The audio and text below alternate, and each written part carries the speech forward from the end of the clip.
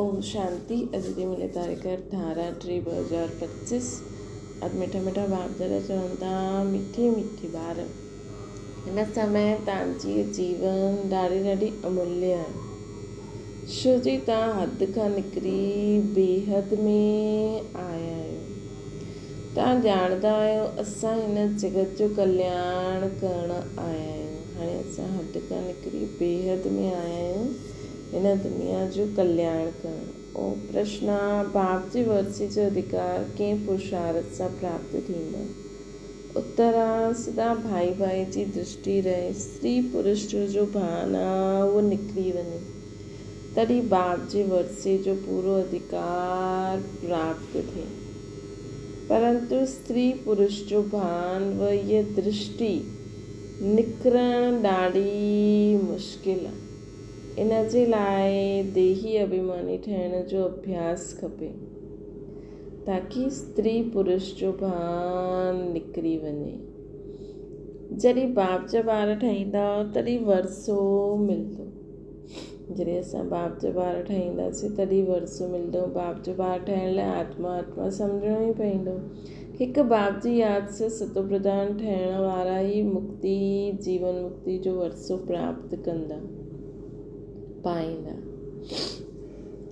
चाहे मुक्ति वारा हुजनि त बि उन्हनि खे भई जेका कई सभु थोरी जीवन मुक्ति जो वरसो ईंदा। कोई ईंदा सिर्फ़ु बाबा खे पहचान वठंदा ऐं बाबा खे यादि कंदा। कोई धारणा करे सेवा बि कंदा। गीता आख़िर उहो ॾींहुं आयो अॼु। ओम शांति। ॿार इहे ॼाणंदा आहिनि ओम माना अहम, आत्मा मम शरीर। हाणे तव्हां हिन ड्रामा खे, सृष्टि चक्कर खे ऐं हिन सृष्टि चक्कर खे ॼाणण वारे बाप खे ॼाणे विया आहियो। सृष्टि चक्र खे ॼाणण वारनि खे रचता ई चईंदासीं। रचता ऐं रचना खे ॿियो कोई बि न ॼाणंदो आहे। भले पढ़े लिखे वॾा विद्वान पंडित आदि आहिनि, उन्हनि खे पंहिंजो घमंड त रहंदो ई आहे, परंतु उन्हनि खे पतो न आहे। चईंदा बि आहिनि ज्ञान भक्ति वैराग्य। हाणे टे चीज़ूं थी वेंदियूं आहिनि, इन्हनि जो बि अर्थ न सम्झंदा आहिनि। सन्यासियुनि खे वैराग्य ईंदो आहे घर सां। उन्हनि जो बि ऊच ऐं नीच जी ईर्षा रहंदी आहे। इहा ऊच कुल जो आहे, इहा मध्यम कुल जो आहे। हिन ते उन्हनि जो ॾाढो हलंदो आहे। कुंभ जे मेले में बि उन्हनि जा ॾाढा झगड़ा पईंदा आहिनि कि पहिरियों कंहिंजी सवारी वेंदी। हिन ते पोइ ॾाढा लड़दा बि आहिनि। पोइ पुलिस अची करे छॾाईंदी आहे। त इहा बि देह अभिमान थियो न। दुनिया में जो बि मनुष्य मात्र आहिनि सभु देह अभिमानी आहिनि। तव्हांखे त हाणे देही अभिमानी ठहिणो आहे। बाप चईंदा आहिनि देह अभिमान छॾो, पंहिंजे खे आत्मा सम्झो। आत्मा ई पद ठही आहे, उन में खाद पई आहे न। आत्मा ई सतो प्रधान तमो प्रधान ठहींदी आहे। जहिड़ी आत्मा ओड़ो शरीर। श्री कृष्ण जी आत्मा सुंदर आहे त शरीर बि ॾाढो सुंदर हूंदो आहे। उन्हनि जे शरीर में ॾाढी कशिश हूंदी आहे। पवित्र आत्मा जी कशिश रहंदी आहे न। लक्ष्मी नारायण जी एतिरी महिमा न आहे जीअं श्री कृष्ण जी आहे। श्री कृष्ण त पवित्र नंढो ॿार आहे न। हिते बि चईंदा आहिनि नंढो ॿार आहे ऐं महात्मा हिकु समान। महात्मा आहियूं त पोइ बि जीवन जो अनुभव करे विकारनि खे छॾंदियूं आहिनि। घृणा ईंदी आहे। ॿार त आहे ई पवित्र, उनखे ऊच महात्मा सम्झंदासीं कंहिंखे, ॿार खे। अॼुकल्ह जा ॿार त सभु कुझु ॼाणंदा आहिनि, है न। त बाप सम्झाईंदा आहिनि। इहे निवृत्ति मार्ग वारा सन्यासी बि कुझु थमाईंदा आहिनि। जीअं मकान अधु पुराणो थींदो आहे त पोइ मरम्मत कबी आहे न। सन्यासी बि मरम्मत कंदा आहिनि। पवित्र थियण सां भारत थमो रहंदो आहे। भारत जहिड़ो पवित्र ऐं धनवान खंड ॿियो कोई न रहंदो आहे, ॿियो कोई न थी सघंदो आहे। हाणे बाप तव्हांखे रचता ऐं रचना जे आदि मध्य अंत जी स्मृति दिलाईंदा आहिनि। भारत जहिड़ो पवित्र खंड ऐं धनवान खंड ॿियो कोई न रहंदो आहे। हाणे बाप तव्हांखे रचता ऐं रचना जे आदि मध्य अंत जी स्मृति दिलाईंदा आहिनि। छो जी उहो बाप बि आहे, टीचर बि आहे, गुरु बि आहे। गीता में श्री कृष्ण भॻवान वाचन लिखी छॾियो अथनि। उन्हनि खे कॾहिं बाबा चईंदासीं छा श्री कृष्ण खे, अथवा पतित पावन चईंदासीं छा? जॾहिं मनुष्य पतित पावन चईंदा आहिनि त श्री कृष्ण खे यादि न कंदा आहिनि, उहो त भॻवान खे यादि कंदा आहिनि। पोइ चई ॾींदा आहिनि पतित पावन सीताराम, रघुपति राघव राजा राम। केतिरो मुंझियारो आहे न। बाप चईंदा आहिनि मां तव्हां ॿारनि खे अची करे यथार्थ रीति सभी वेदनि शास्त्रनि आदि जो सार ॿुधाईंदो आहे। पहिरियों मुख्य ॻाल्हि सम्झाईंदो आहे कि तव्हां पंहिंजे खे आत्मा सम्झो ऐं बाप खे यादि करो त तव्हां पावन ठहींदव। तव्हां आहियो भाई भाई। पोइ ब्रह्मा जी संतान ब्रह्म कुमार कुमारियूं त भाउ भेण थी वियो। ये बुद्धि में यादि रहे, असल में आत्मायूं भाई भाई आहिनि। पोइ हिते शरीर में अचण सां भाउ भेण थी वेंदियूं आहिनि। एतिरो बि बुद्धि में न ईंदो आहे सम्झण जी, एतिरी बि बुद्धि न आहे सम्झण जी। उहा असां आत्माउनि जो फादर आहे त असां ब्रदर्स ठहियासीं न। पोइ सर्वव्यापी कीअं थी वियो? वरसो त ॿारनि खे ई मिलंदो आहे, फादर खे त न मिलंदो न। बाप सां ॿारनि खे वरसो मिलंदो आहे। ब्रह्मा बि शिव बाबा जो ॿार आहे न, इन्हनि खे बि वरसो आहे उन्हनि सां। कंहिंसां? शिव बाबा सां। तव्हां थी वियो पोतरा पोतरियूं, तव्हांखे बि हक़ आहे न त आत्मा जे रूप में सभु ॿार थी विया। पोइ शरीर में ईंदा आहिनि त भाउ भेण थी विया ऐं हिन जो ॿियो कोई नातो न आहे। सदा भाउ भाउ जी दृष्टि रहे, स्त्री पुरुष जो भान बि निकिरी वञे।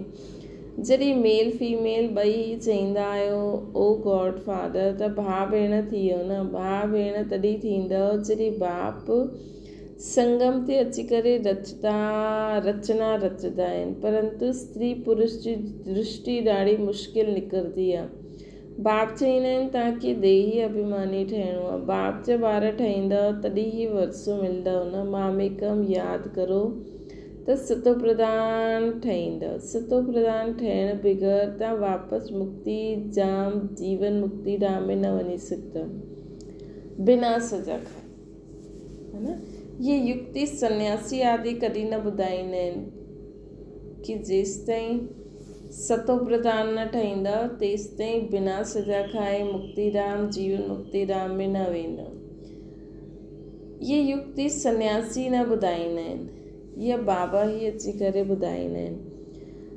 उहा ईअं कॾहिं न चईंदा कि पंहिंजे खे आत्मा सम्झी बाप खे यादि करो। बाप खे चईंदा आहिनि परम पिता परमात्मा सुप्रीम।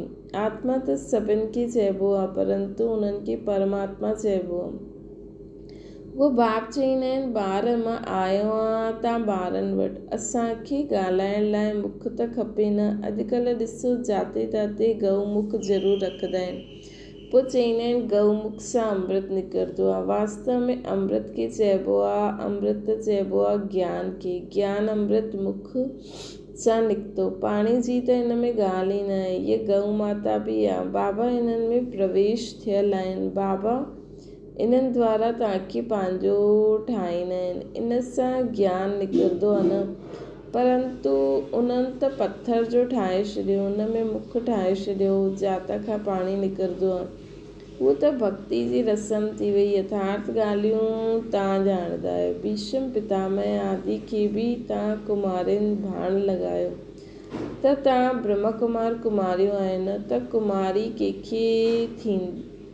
कुमारी कंहिंजी थींदव? अदर कुमारी ऐं कुमारी ॿिन्हिनि जा मंदर आहिनि। प्रैक्टिकल में तव्हांजी यादगार आहे न। हाणे बाप वेई सम्झाईंदा आहिनि तव्हां जबकि ब्रह्म कुमार कुमारियूं आहियो त क्रिमिनल असॉल्ट थी न सघे, न त ॾाढी कड़ी सजा पईंदी। हिन करे ब्रह्म कुमार कुमारियुनि खे त ख़ासि ध्यानु रखिणो आहे कि असां सभु भाउ भेण आहियूं।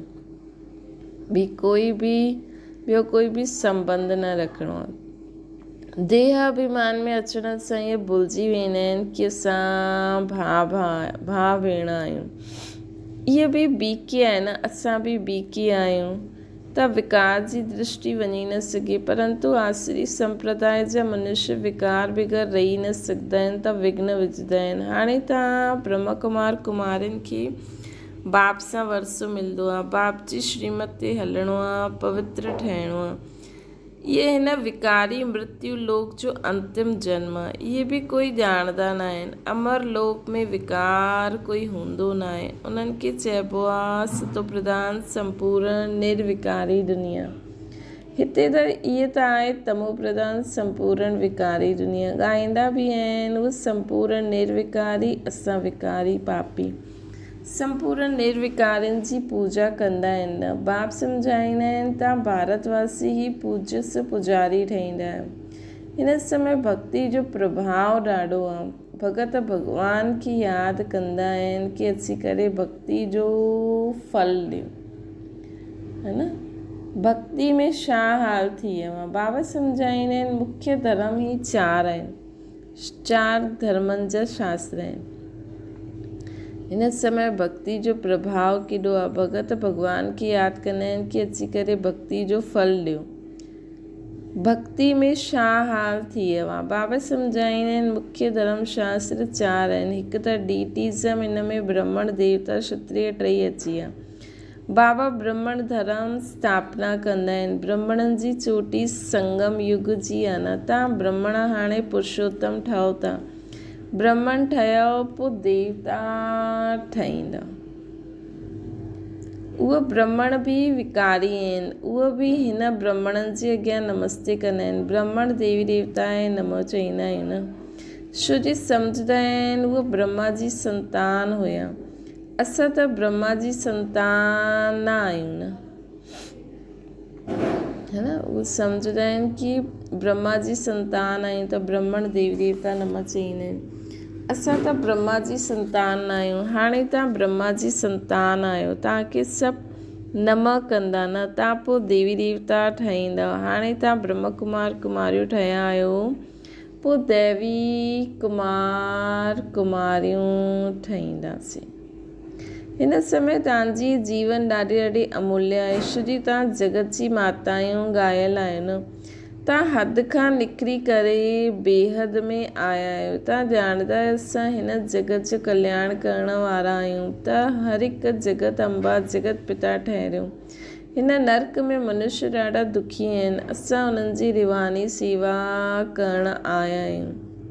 हीअं सोचो त बाबा ॾिसो केॾो वॾो टाइटल था ॾियनि त जेका बि ॿार जगत जो कल्याण करण वारा आहिनि उहे जीअं जगत अम्बा ऐं जगत पिता ठहिरिया, है न। त सोचो तव्हां ॼाणंदा आहियो हिन जगत जो कल्याण करण वारा आहियूं त हर हिकु जगत अम्बा ऐं जगत पिता ठहिरिया आहिनि। हिन नर्क में मनुष्य ॾाढा दुखी आहिनि। असां उन्हनि जी रूहानी सेवा करण आया आहियूं। असां हुननि खे स्वर्गवासी ठाहे करे ई छॾंदासीं। तव्हां आहियो सेना। इन्हनि खे युद्ध स्थल बि चइबो आहे। यादव कौरव पांडव इकट्ठा रहंदा आहिनि। भाउ भाउ आहिनि। हाणे तव्हांजी युद्ध भाउ भेणनि सां न आहे, तव्हांजी युद्ध आहे रावण सां, है न। असांजी युद्ध कोई इंसाननि सां न आहे। असांजी युद्ध कंहिंसां आहे? रावण अर्थात विकार बुराइनि सां।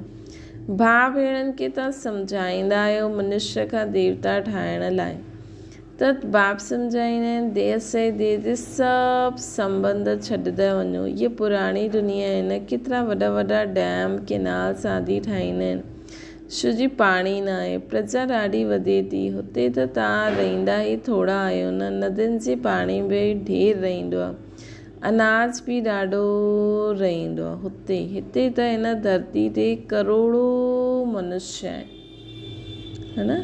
हिते करोड़ो मनुष्य आहिनि। इन करे पाणी ऐं अनाज आदि माण्हुनि खे मुश्किल मिलंदो आहे। किथे किथे त मिलंदो ई न आहे। हुते सॼी धरती ते शुरू में 9-10 लख हूंदा। किथे सोचो पूरी सृष्टि ते 9-10 लख माण्हू ऐं किथे एॾा करोड़ो माण्हू। ॿियो कोई खंड हूंदो ई न। तव्हां थोरा ई हुते रहंदव। तव्हांखे किथे वञण जी बि दरकार न आहे। हुते त आहे ई बहारी मौसम। 5 तत्व बि कोई तकलीफ़ न ॾींदा आहिनि।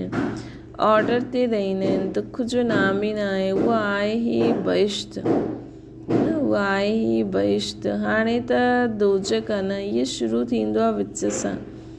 देवताऊं वाम मार्ग में किरंदा आहिनि त पोइ रावण जो राज्य शुरू थी वेंदो आहे। तव्हां सम्झी विया आहियो, असां डबल सिरताज पूज्य ठाहींदा आहियूं, पोइ सिंगल ताज वारा बि ठाहींदा आहिनि। सप्तक में पवित्रता जी बि निशानी आहे न। देवता आहिनि त सभु पवित्र रहंदा आहिनि, हिते पवित्र कोई आहे न। जनम त पोइ बि विकार सां ई वठंदा आहिनि, इन करे इनखे भ्रष्टाचारी दुनिया चइबो आहे। सत्य खां श्रेष्ठाचारी दुनिया, विकार खे ई भ्रष्टाचारी चइबो आहे न। पाण ॼाणंदा आहिनि सतयुग में पवित्र प्रवृत्ति मार्ग हुयो, हाणे अपवित्र थी वियो आहे। हाणे वरी पवित्र श्रेष्ठाचारी दुनिया ठहे थी। सभु प्रवृत्ति मार्ग श्रेष्ठाचारी थींदा था वञनि। सृष्टि जो चक्कर फिरंदो ई रहंदो आहे। परम पिता परमात्मा खे ई पतित पावन चइबो आहे। मनुष्य चई ॾींदा आहिनि भॻवानु प्रेरणा कंदो आहे। हाणे हिन में प्रेरणा माना वीचार, इन में प्रेरणा जी त ॻाल्हि ई न आहे, है न। हू त ख़ुदि चईंदा आहिनि असांखे शरीर जो आधार वठिणो पवंदो आहे। मां बग़ैर मुख जी शिक्षा कीअं ॾियां? प्रेरणा सां कोई शिक्षा ॾिबी आहे छा? भॻवानु प्रेरणा सां कुझु न कंदा आहिनि। बाप त ॿारनि खे पढ़ाईंदा आहिनि, प्रेरणा सां पढ़ाई थोरी थी सघंदी आहे। सिवाय बाप जे सृष्टि जे आदि मध्य अंत जो राज कोई बि ॿुधाए न सघंदो आहे, है न। सिवाय बाप जी सृष्टि जे आदि मध्य अंत जो राज कोई बि ॿुधाए न सघंदो आहे। बाप खे ई ॼाणंदा न आहिनि। कोई चईंदा आहिनि लिंग आहे, कोई चईंदा आहिनि अखंड ज्योति आहे, है न। सृष्टि जे आदि मध्य अंत जो राज कोई बि न ॿुधाए सघंदो, त बाबा ई ॿुधाए सघंदा। बाप खे बि न ॼाणंदा आहिनि। कोई चईंदा आहिनि लिंग आहे, कोई चईंदो आहे अखंड ज्योति आहे, कोई चईंदा आहिनि ब्रह्म ई ईश्वर आहे। तत्व ज्ञानी ब्रह्म ज्ञानी बि आहिनि न। शास्त्रनि में ॾेखारे छॾियो अथनि 84 लख योनियूं। हाणे अगरि 84 लख जन्म थींदा त कल्प ॾाढो वॾो थी वेंदो, कोई हिसाब ई कढी न सघे। उहो त सत्य खे लाखों वर्ष चई ॾींदा आहिनि। बाप चईंदा आहिनि सॼो सृष्टि चक्कर ई आहे 5000 वर्ष जो। 84 लख जन्मनि जे लाइ त टाइम बि एतिरो खपे न। इहे शास्त्र सभु भक्ति मार्ग जा आहिनि। बाप चईंदा आहिनि मां अची करे तव्हांखे हिन सभु शास्त्रनि जो सार सम्झाईंदो आहियां, है न। इहे सभु भक्ति मार्ग जी सामग्री आहे। इन्हनि सां कोई बि मूंखे प्राप्त न कंदा। मां अची करे तव्हांखे हिन सभु शास्त्रनि जो सार ॿुधाईंदो आहियां। इहे सभु भक्ति मार्ग जी सामग्री आहे। इन्हनि सां कोई बि मूंखे प्राप्त न कंदो आहिनि। मां जॾहिं ईंदो आहियां तॾहिं ई सभिनि खे वठी वेंदो आहियां। मूंखे सॾु ई कंदा आहिनि हे पतित पावन, पावन ठाहियो, पावन, हे पतित पावन अचो, पावन ठाहे करे असांखे पावन दुनिया में वठी हलो। पोइ ढूंढण जे लाइ धक्का छो खाईंदा आहिनि? केतिरो दूर दूर पहाड़ी आदि ते वेंदा आहिनि। अॼुकल्ह त केतिरा मंदर ख़ाली पिया आहिनि, कोई वेंदो ई न आहे। हाणे तव्हां ॿार ऊचते ऊच बाप जी बायोग्राफी खे बि ॼाणे विया आहिनि। बाप ॿारनि खे सभु कुझु ॾेई करे पोइ 60 वर्ष खां पोइ वानप्रस्थ में वेही रहंदो आहे।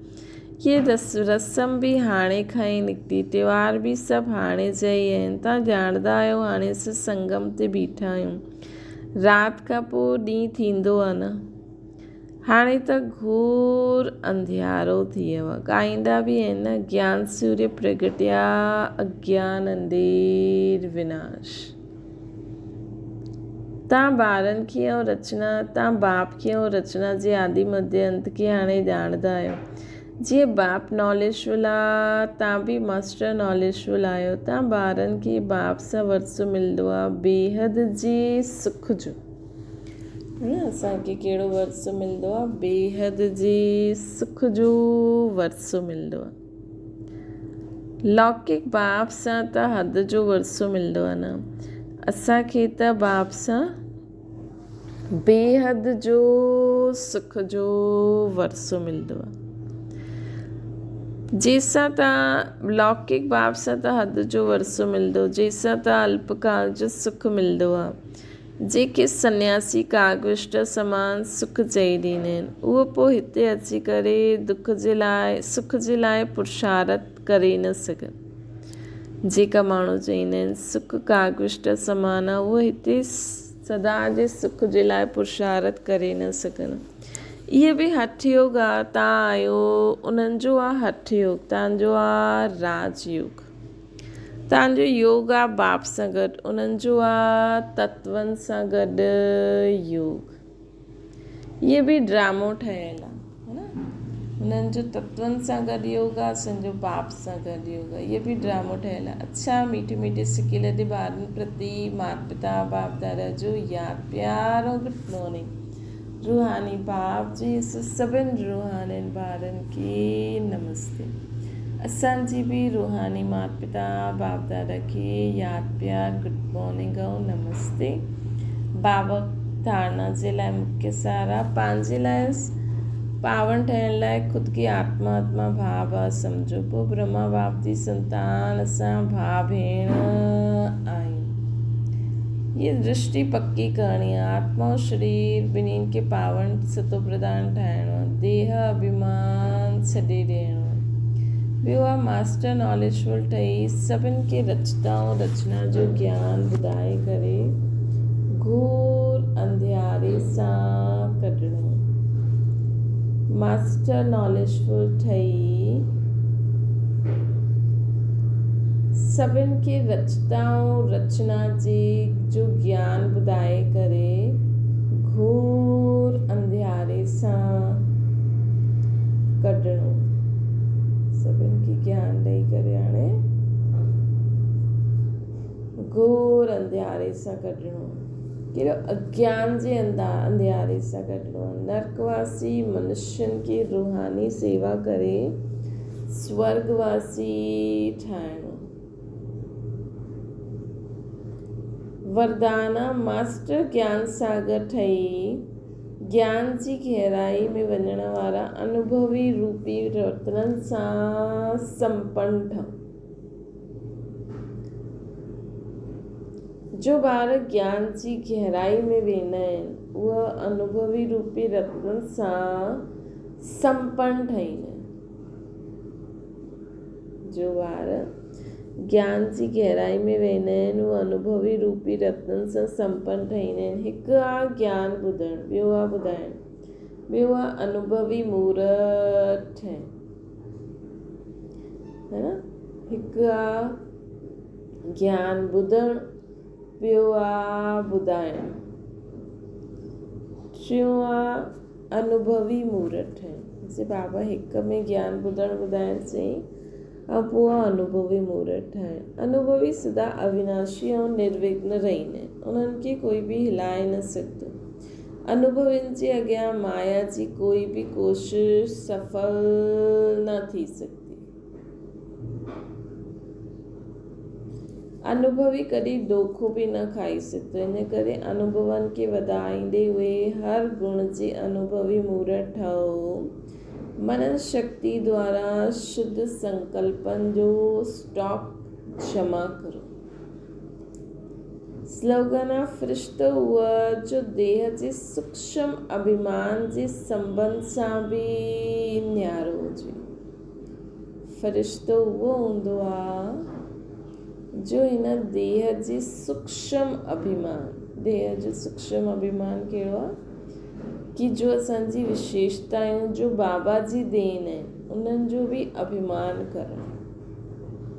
ही सूक्ष्म अभिमान मां ॾाढो सुठो ज्ञान ॿुधाए सघंदी आहियां, मां ॾाढो सुठो योग लॻाए सघंदी आहियां, मां ॾाढी होशियारु आहियां, मां फलानो फलानो। ही सूक्ष्म अभिमान बि ख़तमु। बसि बाबा बाबा बाबा बाबा बाबा। अव्यक्त इशारो सत्यता सभ्यता रूपी कल्चर खे अपनायो। संपूर्ण सत्यता भी पवित्रता जे आधार ते थींदी आहे। पवित्रता न त सदा सत्यता भी रही न सघंदी। संपूर्ण सत्यता भी पवित्रता जे आधार ते हूंदी आहे। पवित्रता न त सदा सत्यता बि रही न सघंदी। सिर्फ़ काम विकार अपवित्र न आहे, लेकिन उन सां उन जा ॿिया बि साथी आहिनि। त महान पवित्र अर्थात अपवित्रता जो नाम निशान ई न रहे। तॾहिं परमात्मा प्रत्यक्षता जो निमित्त ठहींदो। अपवित्रता